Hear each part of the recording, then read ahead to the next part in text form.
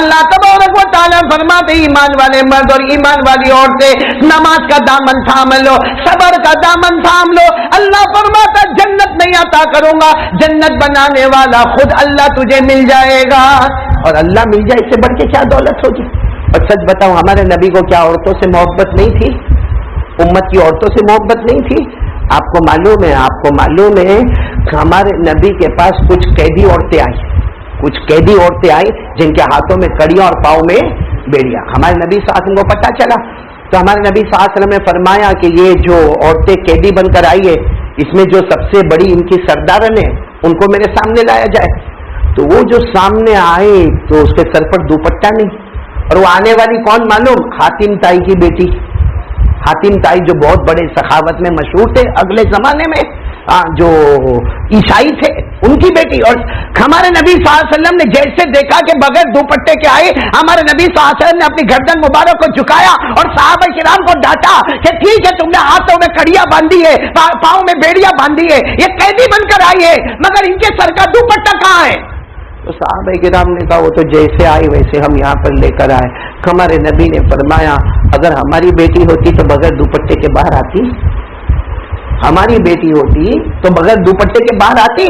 ہمارے نبی کے چہرے کا رنگ سرخ ہو گیا. صحابہ کرام کو فرمایا سب خاموش ہو جاؤ. اور ہمارے نبی نے اپنے اوپر جو چادر مبارک تھی وہ چادر مبارک ہٹائی اور جا کر اس بیٹی کے سر کو ڈھانکا اور کہا یہ محمد نے تیرے سر کو ڈھانکا ہے، ایک ابا سمجھ کے تیرے سر کو ڈھانکا ہے، کیونکہ کوئی باپ اپنی بیٹی کا سر کھلا نہیں دیکھ سکتا. تو محمد کیسے اپنی امت کی بیٹی کا سر کھلا دیکھ سکتے ہیں؟ اب وہ تو حاتم تائی کی بیٹی تھی. ہمارے نبی پہچان گئے، کہا تو حاتم تائی کی بیٹی کہاں؟ تو کیا کہتی معلوم؟ آپ نے ٹھیک ہے اپنی چادر میرے سر پر رکھی، کوئی بات نہیں، لیکن آپ یہ مت سمجھنا کہ یہ احسان کیا تو میں ایمان قبول کروں گی. میں ایمان قبول کرنے والی نہیں ہوں. ہمارے نبی صلی اللہ علیہ وسلم نے فرمایا تو ایمان قبول کرے نہ کرے اس وقت دھرم کا کوئی معاملہ نہیں. ہمارے نبی نے فرمایا تو بہت بڑے باپ کی بیٹی ہے، تیرا باپ حاتم تائی جو خود بھوکا رہتا تھا مگر غریب مسکین یتیم بیوہ لاچار کو کھلاتا تھا. ہمارے نبی صلی اللہ علیہ وسلم نے فرمایا ان کے لیے بھی کھانے کا انتظام کرو. ارے وہ حاتم تائی کی بیٹی تھی، کہا کہ ہاں ٹھیک ہے میرے ہاتھوں سے کڑیاں نکالو، پاؤں سے بیڑیاں نکالو، کھانے پینے کا انتظام کرو، لیکن پیدا کرنے والے کی قسم میں اکیلا کھاؤں گی نہیں، اکیلے آزاد نہیں ہوں گی. جتنی عورتیں آئی سب کو کھانا کھلاؤ اور سب کے ہاتھوں سے کڑی اور پاؤں سے بیڑیاں ہٹاؤ. ہمارے نبی نے اعلان کیا، سب ہو گیا. جب سب ہو گیا، کھانا وانا کھلایا گیا، سب کر دیا گیا، اس کے بعد میں ہمارے آقا صلی اللہ علیہ وسلم نے فرمایا حاتم تائی کی بیٹی ہے، ان کے ساتھی ان کی جو ساتھن ہے سب کو ہدیہ دے کے یہاں سے آزاد کر دو، سب کو چھوڑ دو، یہاں سے آزاد کر دو. ان کو کسی کو کلمے کی دعوت نہیں دینا، سب کو آزاد کر دو، کیونکہ بہت بڑے باپ کی بیٹی ہے اور باپ بہت سخی تھا. اس باپ کی نسبت پر اور اس بیٹی کی نسبت پر ہم سب کو اللہ کے واسطے آزاد کرتے ہیں.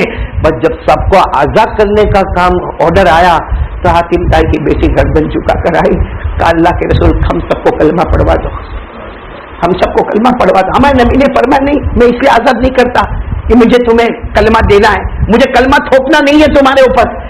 میں نے چادر دی، تم نے کہا کہ اس کی وجہ سے تم کلمہ نہیں پڑھو گی، یہ کھانا پینا یہ ہم نے کلمے کے بعد. تو وہ کہتی ہے نہیں، ہم ساری عورتیں کہتی ہے کہ آپ ہمیں کلمہ پڑھا دو، کیونکہ آپ نے کہا کہ تم سب آزاد ہے، آپ نے ہم کو دنیا کی قید سے آزاد کیا، کلمہ پڑھا کر آخرت کی قید سے بھی آزاد کر دو. میرے دوستوں، میری ماں بہنیں، کیا اللہ کے رسول محبت والے ہوں گے، کیا اخلاق والے ہوں گے. اور آج ہماری ماں بہنیں، وہاں ہمارے نبی نے غیر کی بیٹی کے سر پہ دوپٹہ نہیں دیکھا تو تڑپ گئے. یہاں ہمارے گھر میں 10-10 15-15 دوپٹے اور باہر نکلتی ہے بغیر دوپٹے. یہ نبی کا مذاق نہیں تو کیا ہے؟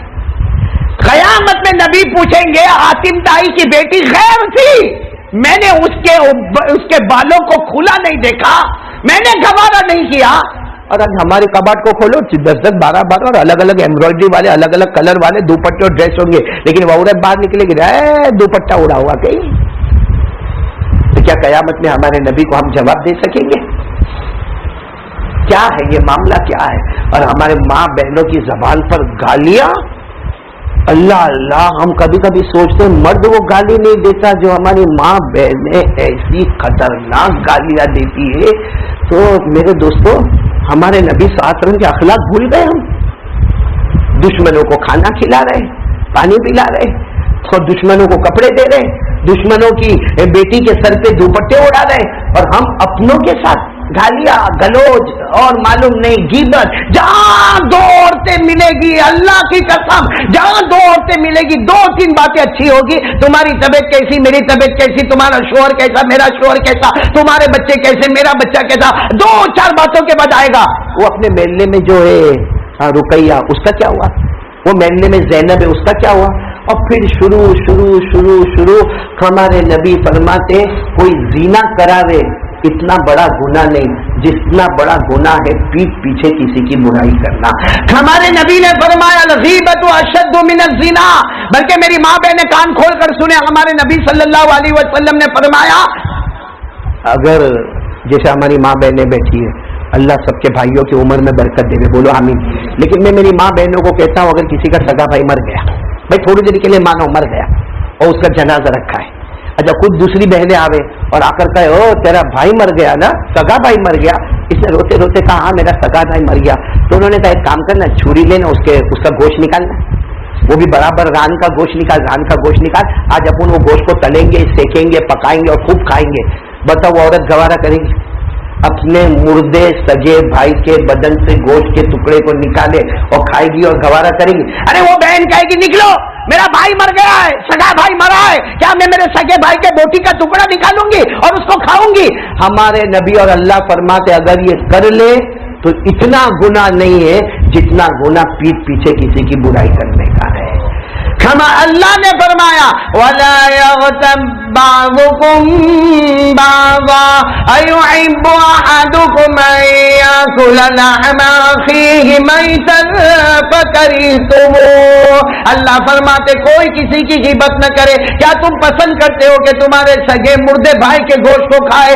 हकीकत में गवारा नहीं करोगी, तो अगर ये गवारा नहीं तो ग़ीबत करना इससे भी ज्यादा गवारा नहीं। खैर बात वक्त काफी ज्यादा हो गया, तो मैं मेरी माँ बहनों को कहूंगा, पहला काम बोलो ला इलाहा, दूसरा काम मुस्तफा से मोहब्बत, और आखिरी बात मेरी माँ बहन, जैसा मैंने कहा ना, ये तो आ गया, ये हमारे असलम भाई, रईस भाई, अब्दुल्ला भाई बहुत इसरार किए, बाकी मैं बहुत बीमार हूँ, थका हुआ हूँ, और अभी मैं बहुत लंबा सफर करके आया, और इतना लंबा सफर करके आया कि कल से मेरी नींद पूरी नहीं हुई है, थका आया हूँ, और अभी मर्दों में बयान किया, अभी औरतों में बयान किया, इसमें बाद में कभी हमारी मुलाकात होवे ना होवे, लेकिन मेरी माँ बहने लिम्बायत शाहपुरा में जैसे जमा है, जन्नतुल फिरदौस में जमा होना है। 3 काम करेंगे, जिसमें पहला काम बताया ला इलाहा, दूसरा काम मुस्तफा से मोहब्बत करेंगे, और आखिरी काम मेरी माँ बहने बेटियां कान खोल कर सुने, हम नमाज पढ़ेंगे इंशाअल्लाह। और मैं आखिरी बात बता दूं, नमाजी जन्नती होता है।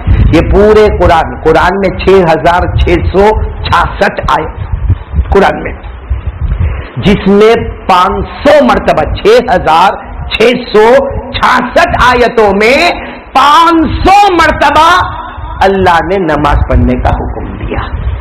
हमारे नबी सल्लल्लाहु अलैहि वसल्लम ने 23 साल नबूवत की जिंदगी में 7000 मरतबा नमाज का हुक्म दिया। तो अल्लाह रसूल की बात और कुरान की बात मिलाओ तो 7500 7500 मरतबा अल्लाह ने नमाज का हुक्म दिया। इसलिए मैं वो सब पे नहीं जाता हूँ, एकदम खुल्लम खुल्ला बयान करता हूँ, नमाजी जन्नती है और बेनमाजी जहन्नमी।